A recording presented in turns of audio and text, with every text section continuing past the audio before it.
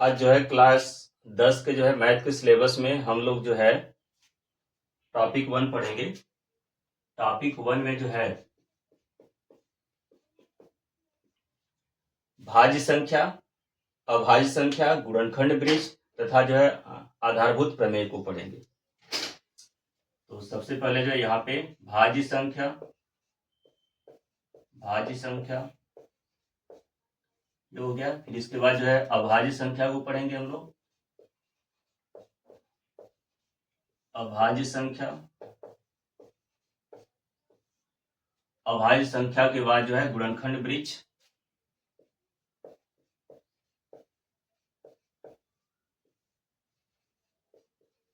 और इसके बाद जो है आधारभूत प्रमेय को पढ़ेंगे हम लोग।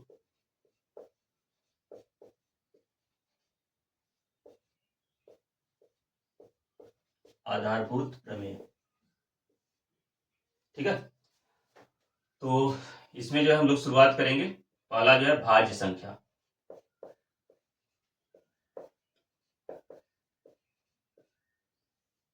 भाज्य संख्या जिसका अंग्रेजी होगा कंपोजिट नंबर।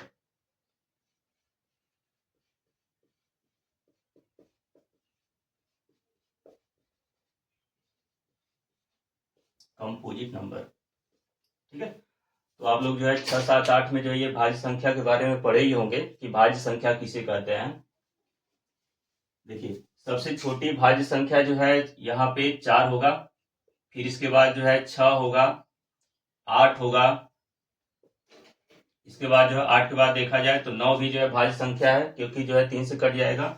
फिर इसके बाद जो है 10 हो गया, 10 के बाद जो है 12 हो गया, 12 के बाद जो है 14 हो जाएगा। ऐसे जो है डाट डाट डाट जो है तमाम भाज्य संख्याएं मिलेंगी। तो भाज्य संख्या किसे कहते हैं? ठीक, वह संख्या जो एक और स्वयं के अतिरिक्त अन्य किसी संख्या से जो है विभाजित हो जाए उसे भाज्य संख्या कहते हैं। ठीक है, तो एक और स्वयं के अतिरिक्त यदि यहाँ पे विचार किया जाए तो एक जो है, एक को जो है यहाँ पे काटेंगे तो एक से एक कट जाएगा, ठीक है। और ये 2 को काटेंगे तो 2 से कट जाएगा। लेकिन एक और स्वयं के अतिरिक्त ये किसी अन्य संख्या से विभाजित नहीं होगा, ठीक। तो इसे जो है भाज्य संख्या की श्रेणी में जो 1 और 2 को नहीं ले सकते। तो भाज्य संख्या की श्रेणी में जो है कहाँ से शुरू करेंगे हम? यहाँ पे 4 से शुरू करेंगे। 4 हो जाएगा, 6 हो जाएगा, 8 हो जाएगा, फिर इसके बाद जो 9 हो जाएगा। ऐसे सबसे जो है निम्नतम भाज्य संख्या जो है 4 होगा। सबसे निम्नतम भाज्य संख्या क्या होगा? 4 होगा, निम्नतम भाज्य संख्या 4, ठीक है। तो भाज्य संख्या किसे कहेंगे? वह संख्या जो एक और स्वयं के अतिरिक्त अन्य किसी संख्या से विभाजित हो जाए उसे भाज्य संख्या कहेंगे, ठीक। यदि इसके बाद हम लोग विचार करें तो दूसरा जो टॉपिक है वह है अभाज्य संख्या। अभाज्य संख्या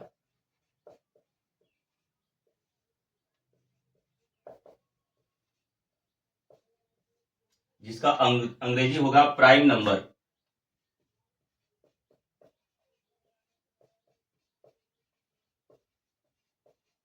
प्राइम नंबर, ठीक। तो अभाज्य संख्या किसे कहेंगे?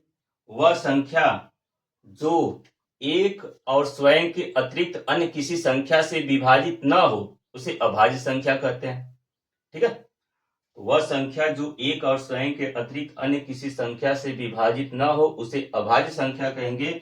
और अभाज्य संख्या यहाँ पे शुरू होगा 2 से। 2 हो जाएगा, फिर इसके बाद जो है 3 हो जाएगा, 4 तो होगा नहीं, 4 जो है भाज्य संख्या है। इसके बाद जो है 5 हो गया, 5 जो है भाज्य संख्या होगा। 5 के बाद जो 6 तो होगा नहीं, 6 भाज्य संख्या है। 7 हो जाएगा, फिर इसके बाद जो है 8 होगा नहीं, 8 तो भाज्य संख्या है। 9 भी नहीं होगा, 9 भी भाज्य संख्या है। फिर 10 भी नहीं होगा, 11 हो जाएगा, फिर 13 हो जाएगा। इसके बाद जो है 15 भी नहीं होगा, 16 भी नहीं होगा, 17 हो जाएगा। ऐसे जो है डाट डाट डाट ये अभाज्य संख्या है, प्राइम नंबर, ठीक। तो वह संख्या जो एक और स्वयं के अतिरिक्त अन्य किसी संख्या से विभाजित न हो उसे अभाज्य संख्या कहेंगे। और वह संख्या जो एक और स्वयं के अतिरिक्त अन्य किसी संख्या से विभाजित हो जाए उसे भाज्य संख्या कहेंगे, ठीक है। तो भाज्य संख्या और अभाज्य संख्या आप लोग जो है देख लिए होंगे। अगर यहाँ पे विचार किया जाए सबसे निम्नतम अभाज्य संख्या क्या होगा तो निम्नतम अभाज्य संख्या जो है, निम्नतम अभाज्य संख्या जो है 2 होगा। सबसे छोटी अभाज्य संख्या 2 होगा। इसी कंपटीशन में भी खूब जो है पूछा जाता है कि सबसे छोटी अभाज्य संख्या, सबसे छोटी अभाज्य संख्या जो है 2 होगा। ठीक, तो हम लोग जो है यहाँ पे 2 टॉपिक पढ़ चुके हैं। भाज्य संख्या किसे कहेंगे, अभाज्य संख्या किसे कहेंगे। ओके, इसके बाद जो है अब हम लोग जो है गुणनखंड वृक्ष पढ़ेंगे। ठीक,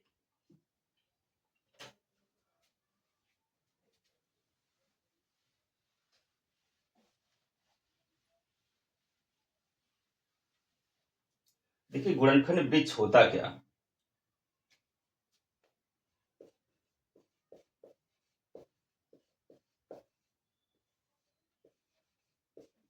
गुणनखंड वृक्ष, गुणनखंडों की वह श्रृंखला जिसे वृक्ष के रूप में व्यक्त किया जा सके उसे गुणनखंड वृक्ष कहते हैं। ठीक, जैसे यहाँ पे चलिए पहले परिभाषा इसका लिख दे रहा है।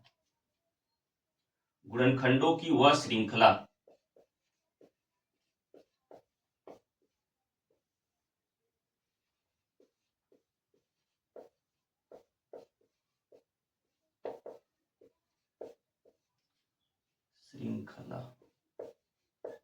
गुणनखंडों की वह श्रृंखला जिसे वृक्ष के रूप में लिखा जाए।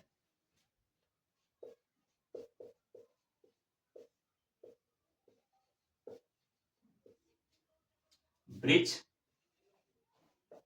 के रूप में लिखा जाए गुणनखंड वृक्ष कहते हैं।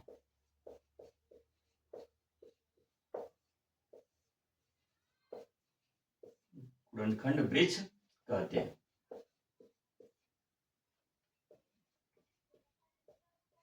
ठीक है, तो गुणनखंडों की वह श्रृंखला जिसे जो है वृक्ष के रूप में लिखा जाए, वृक्ष वृक्ष यानी कि पेड़ के रूप में, उसे जो है गुणनखंड वृक्ष कहते हैं। जैसे यहाँ पे एग्जांपल लें तो हम यहाँ पे 28 का फैक्टर कर रहे हैं। 28 किससे कटेगा, 28 को काटिए। यदि 28 को काटेंगे तो यह जो है 2 से कटेगा।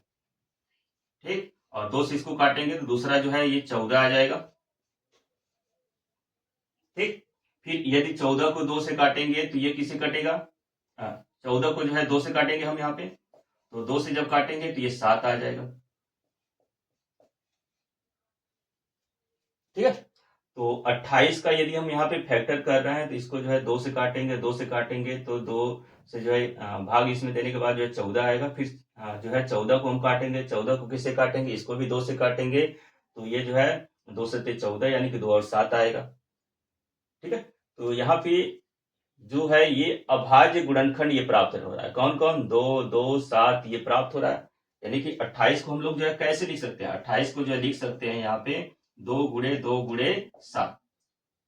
ठीक, लेकिन यहाँ पे जो है इसको जो है वृक्ष के रूप में लिखेंगे तो ऐसे हम यहाँ पे इसको लिख सकते हैं।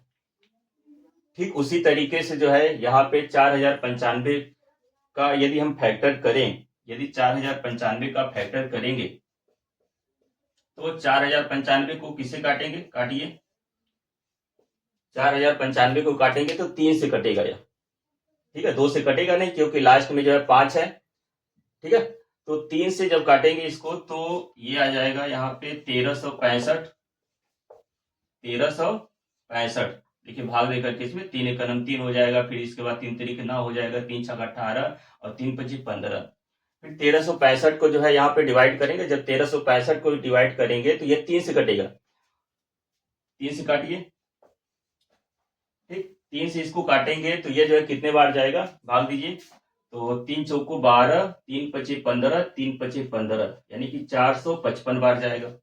फिर 455 को काटिए। 455 देखिए किससे कटेगा, 455 जो है यहाँ पे 2 से कटेगा नहीं क्योंकि लास्ट में 5 है, तो 3 से काटिए। 3 एकम 3, 3 पचे 15, 3 से भी नहीं कटेगा, 5 से कटेगा। या 5 से काटिए।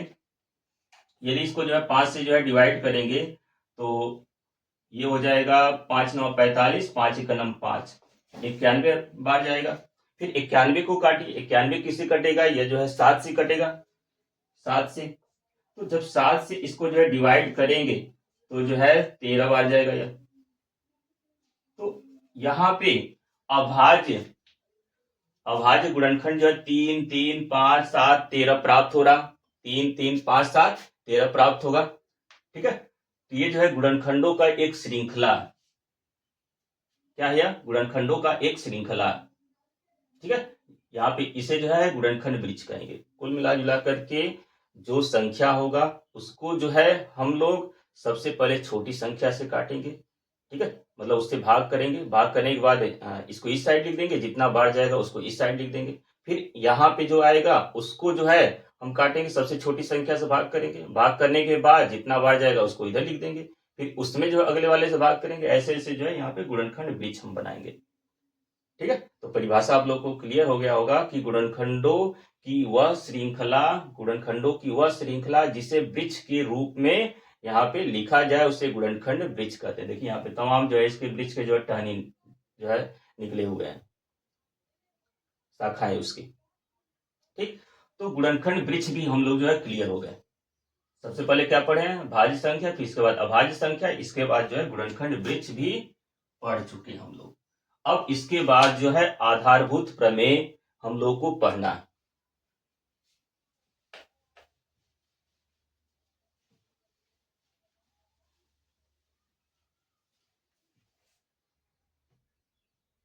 आधारभूत प्रमेय,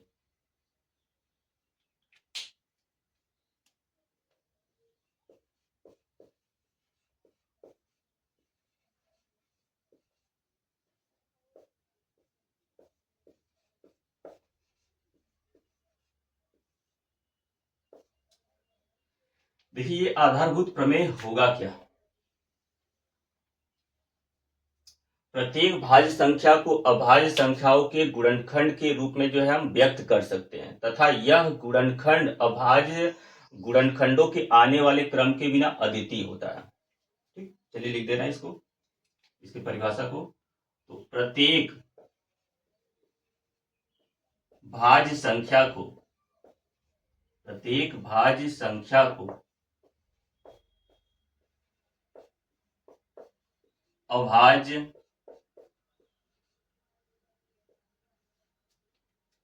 संख्याओं के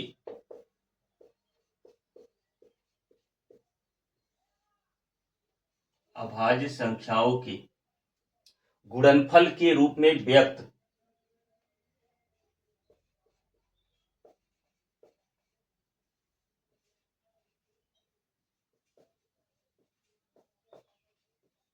अभाज्य संख्याओं के गुणनफल के रूप में व्यक्त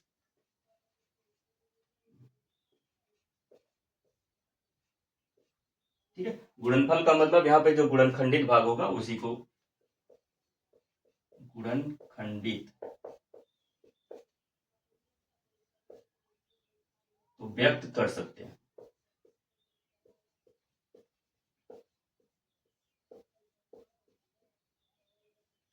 ठीक है, प्रत्येक भाज्य संख्या को अभाज्य संख्याओं के गुणनफल के रूप में व्यक्त कर सकते हैं या किया जाता है।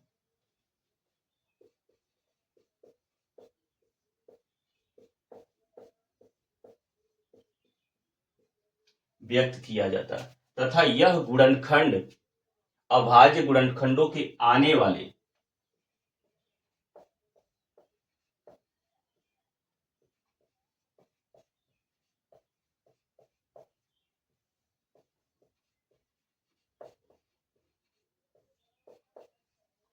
यह गुणनखंड अभाज्य गुणनखंड के आने वाले क्रम के बिना अद्वितीय होता है।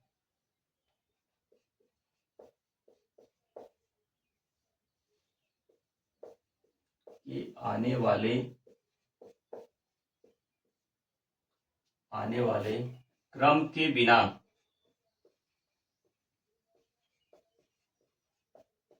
अद्वितीय होता है।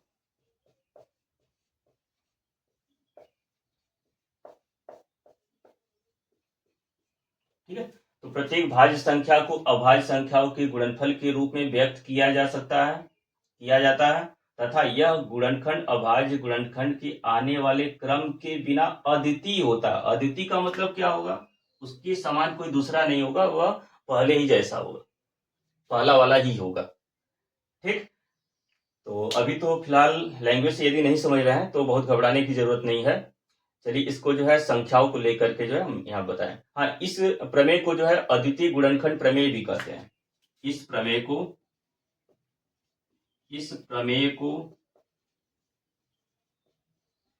अद्वितीय गुणनखंड प्रमेय भी कहते हैं। ठीक है, देखिए है क्या, यदि हम 26 का फैक्टर करें, 26 का गुणनखंड करें तो इसको काटिए, किससे कटेगा, 2 से कटेगा, 2 एक का नाम 2, 2 तिहाई 6, ऐसे। यानी कि 26 को हम लिख सकते हैं, 26 को 2 गुणे 13। ठीक, तो 26 क्या था, 26 एक भाज्य संख्या था। इस भाज्य संख्या को अभाज्य संख्याओं के गुणनफल के रूप में लिख सकते हैं। देखिए 26 को ये अभाज्य संख्या तथा दूसरा अभाज्य संख्या के गुणनफल के रूप में लिख दिए हम यहाँ पे। तो प्रत्येक भाज्य संख्या को अभाज्य संख्याओं के गुणनफल के रूप में व्यक्त किया जा सकता है। ठीक है, ये तो क्लियर हो गए। तथा यह गुणनखंड अभाज्य गुणनखंड के आने वाले क्रम के बिना अद्वितीय होता है। अच्छा बताइए, इस 26 को हम यहाँ पे क्या 13 गुणे 2 नहीं लिख सकते हैं, लिख सकते हैं 13 गुणे 2 भी। तो इसमें क्रम का बहुत बड़ा जो है भूमिका नहीं होता, क्रम के बिना जो अद्वितीय होता है। मतलब यदि क्रम को भी बदल दें तभी यह वही मिलेगा, यह अद्वितीय नहीं होगा, एक ही चीज होगा।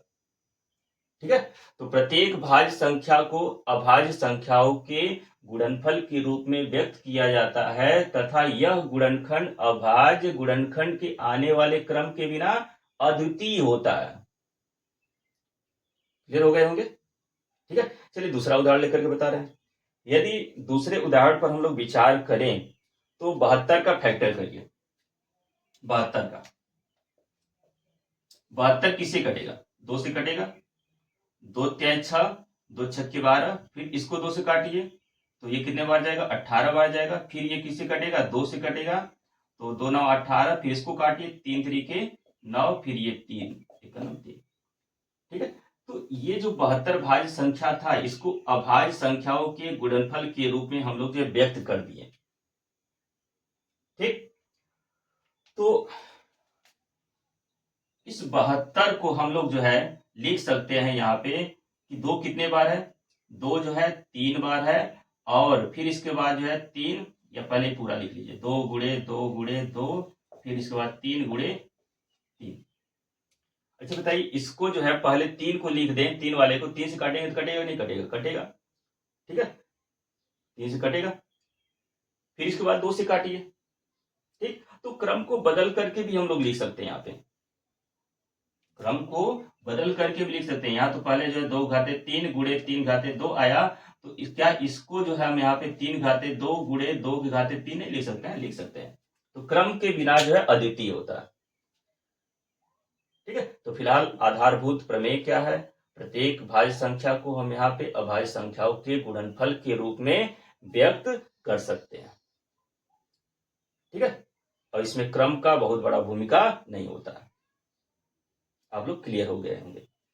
चलिए एक उदाहरण और देख ले हम लोग। यदि अगले उदाहरण पर विचार किया जाए, 108 का फैक्टर करिए। 108 किससे कटेगा, 2 से कटेगा, 2 पच्चे 10 और 2 चौको 8, फिर इसको काटिए, किससे कटेगा, 2 से कटेगा, तो 2 दूना 4 और 2 सत्ते 14। अब ये किससे कटेगा, 2 से नहीं कटेगा, 3 से कटेगा, तो 3 नवा 27, फिर इसको काटिए तो 3 तरीके 9। यानी कि 108 को हम लोग लिख सकते हैं, 108 को क्या लिख सकते हैं, 2 कितने बार है, 2 बार है, और 3 कितने बार है, 3 बार है। तो ये इस भाज्य संख्या को अभाज्य संख्याओं के गुणनफल के रूप में व्यक्त कर दिए। ठीक है, तथा गुणनफल क्रम के बिना जो अद्वितीय होता है, तो इस क्रम इससे जो है हम क्रम बदल करके भी लिख सकते हैं। पहले इसको जो है 3 से काट सकते थे, फिर इसके बाद 2 से काट सकते थे।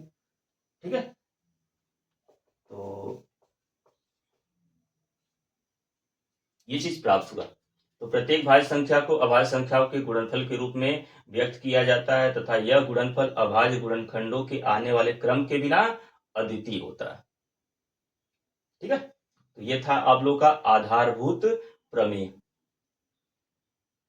ठीक, तो तीसरा भी जो है टॉपिक हम लोग जो है कवर, तीसरा नहीं चौथा टॉपिक जो है कवर कर चुके। तो अभी क्या क्या पढ़े हैं? भाज्य संख्या, इसके बाद अभाज्य संख्या। भाज्य संख्या किसे कहेंगे? ऐसी संख्या जो एक और स्वयं के अतिरिक्त अन्य किसी संख्या से विभाजित हो जाए उसे भाज्य संख्या कहेंगे। और ऐसी संख्या जो एक और स्वयं के अतिरिक्त जो अन्य किसी संख्या से विभाजित न हो उसे अभाज्य संख्या कहेंगे।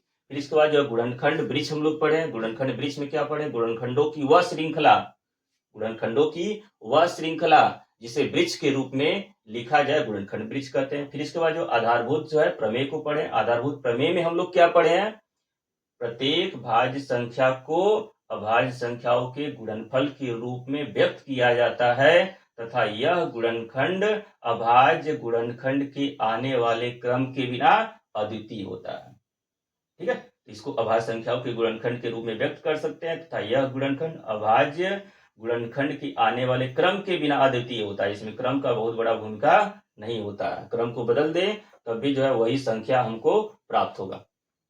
ठीक है, चलिए एक आध क्वेश्चन हम लोग देख लें, इसके बाद जो है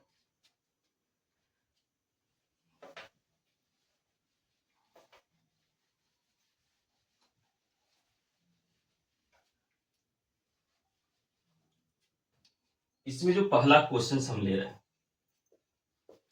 वह है व्याख्या कीजिए कि, व्याख्या कीजिए कि, क्या व्याख्या करना है? 3 गुणे 5 गुणे 7, 3 गुणे 5 गुणे 7 ये एक साथ है प्लस प्लस इसके बाहर जो है 7, एक संयुक्त संख्या, एक संयुक्त संख्या।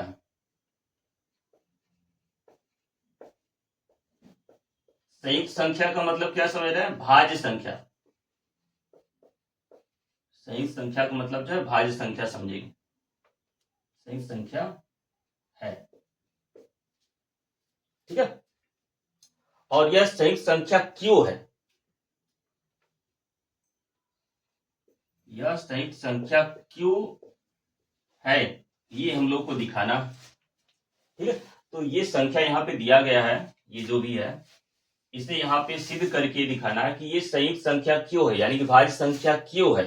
तो इसका जवाब आप लोग जो है कैसे देंगे? देखिए यहाँ पे इसको पहले लिख लीजिए, 3 गुणे 5 गुणे 7, तो 3 गुणे 5 गुणे 7 प्लस 7, ठीक है। तो यहां से यहां तक एक कोष्टक में है, इसका मतलब कि यह एक साथ है। तो इससे 7 को बाहर कर दिए, ठीक है, पूरे से 7 को बाहर करिए तो बड़े कोष्टक में ये हो गया। फिर इसके अंदर जो यहाँ पे 3 गुणे 5 हो गया, इससे 7 बाहर कर दिया और इससे जब 7 बाहर होगा तो ये 1 हो जाएगा।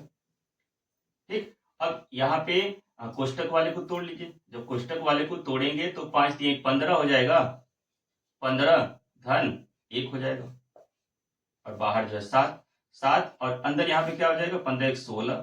यदि 16 का हम लोग फैक्टर करें तो 2 गुणे 2 गुणे 2, 2 जो है 3 बार प्राप्त होगा। 2 दूना 4, नहीं 3 बार नहीं, 2 दूना 4 दूना 8 दूना 16, 4 बार प्राप्त होगा, ठीक है। तो ये जो है देखिए भाज्य संख्या। क्यों भाज्य संख्या? क्योंकि ये जो है 7 से भी कट जा रहा, 2 से भी कट जा रहा, ठीक है, 4 से भी कट जा रहा, 8 से भी कट जा रहा, ठीक है। तो यह अभाज्य गुणनखंड जो है, फिलहाल इसको लिख लीजिए, 2 गुणे 2 की घाते 4, ठीक है। तो ये लिखेंगे यहाँ पे, यह अभाज्य गुणनखंड 2 और 7 का गुणनफल है, अतः भाज्य संख्या। यह अभाज्य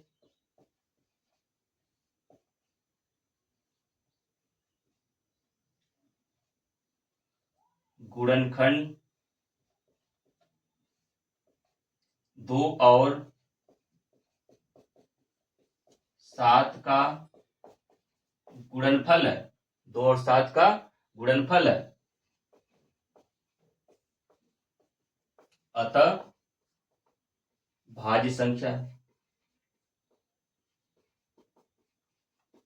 ये चीज लिख सकते हैं, ठीक है। तो क्या किए हम यहाँ पे, इसे 7 को बाहर कर दिए, 7 को बाहर करके फिर इसके बाद जो है पूरे से 7 को बाहर कर दिए, यानी इन दोनों से 7 को बाहर करने के बाद ये प्राप्त हुआ है, इसको हल कर दिए तो ये चीज प्राप्त हुआ। इसको दूसरे तरीके से भी सॉल्व कर सकते थे, पहले इसको हल कर लीजिए।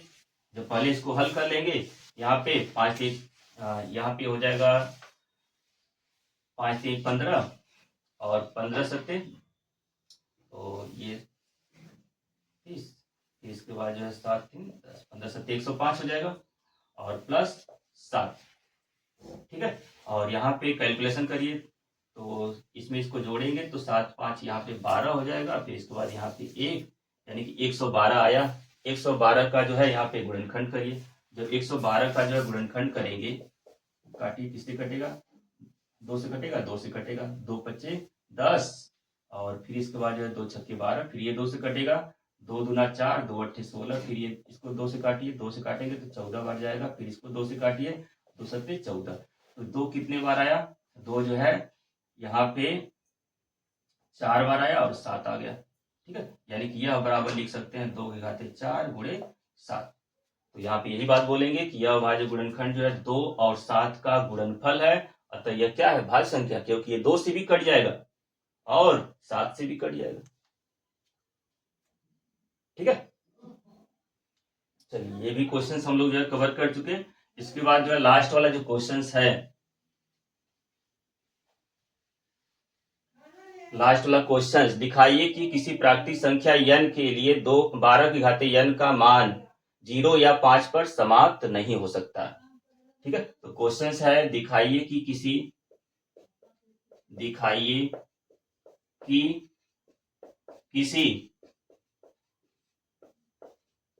प्राकृत संख्या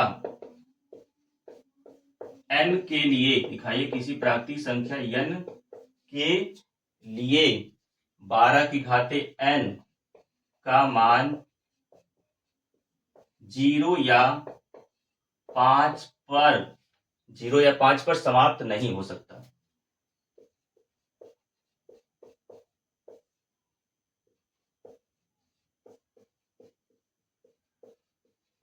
ये क्वेश्चन है भाई, दिखाइए किसी प्राकृतिक संख्या n के लिए, n क्या है, प्राकृतिक संख्या, इसका मान 0 या 5 पर समाप्त नहीं हो सकता, ठीक है। तो यहां पे लिखेंगे इसके हल में कि हम जानते हैं कि किसी भी संख्या का मान जो है 0 या 5 पर समाप्त होने के लिए वह संख्या 2 और 5 का गुणनखंड होना चाहिए, ठीक है। सबसे पहले तो 0 पर समाप्त होने के लिए तो 2 और 5 होना जरूरी है, 5 पर समाप्त होने के लिए तो 5 का गुणनखंड हो, ठीक। तो ये बात तो लिखना पड़ेगा आप लोगों को कि हम जानते हैं कि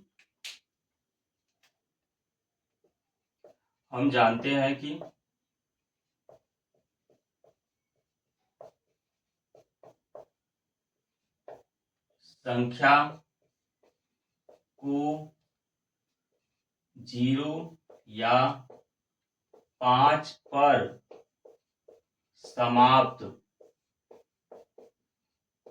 होने के लिए संख्या का गुणनखंड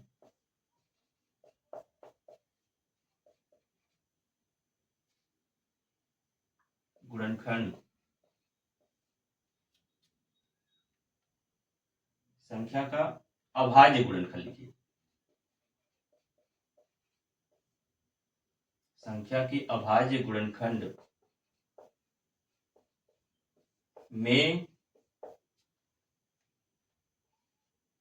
2 और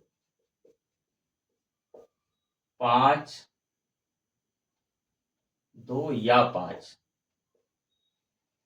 का होना आवश्यक है, ठीक है। 0 या 5 पर समाप्त होने के लिए क्या होना आवश्यक है, 2 या 5 का होना आवश्यक है। ठीक है, क्योंकि 5 दूना 10, तभी लास्ट में 0 आएगा।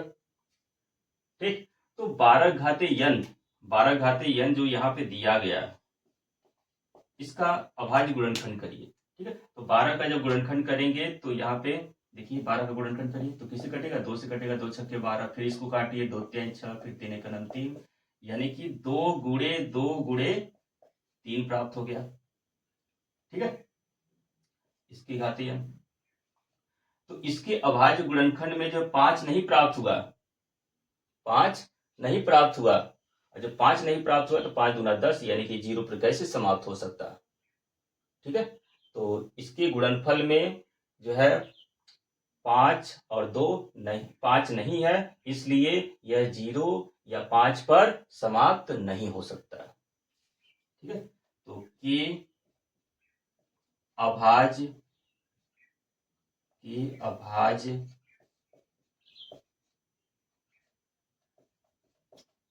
गुणनखंड में 5 संख्या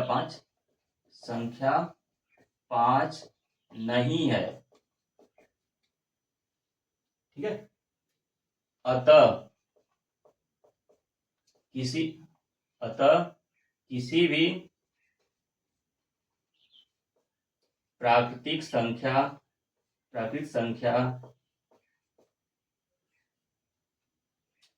n के लिए, किसी प्राकृतिक संख्या n के लिए 12 की घाते n का मान 0 या 5 पर समाप्त नहीं हो सकता। ठीक है, नहीं हो सकता। तो बिल्कुल आसान है, आप लोगों को जो यहाँ पे ये भाषा लिखना पड़ेगा कि इसको जो 0 या 5 पर समाप्त होने के लिए इसके गुणनखंड में जो है 2 या 5 का होना आवश्यक है। ठीक है, तो इसका गुणनखंड करके दिखा देंगे और यहाँ पे सोचेंगे क्या 2 और 5 दोनों है। जब 2 और 5 दोनों होगा तब तो 0 पर समाप्त होगा, और 5 पर समाप्त होने के लिए केवल 5 का होना आवश्यक है। ठीक है, तो इसमें जो है 5 नहीं है, अतः यह जो है 0 पर नहीं समाप्त हो सकता, और 5 पे तो और भी नहीं समाप्त होगा यहाँ पे। ठीक, तो ये भाषा यहाँ पे बना करके लिख देंगे। ओके, तो टॉपिक 1 जो है आप लोग पढ़ चुके, क्या क्या पढ़े हैं, भाज्य संख्या, अभाज्य संख्या, गुणनखंड वृक्ष, इसके बाद जो है आधारभूत प्रमेय। ओके।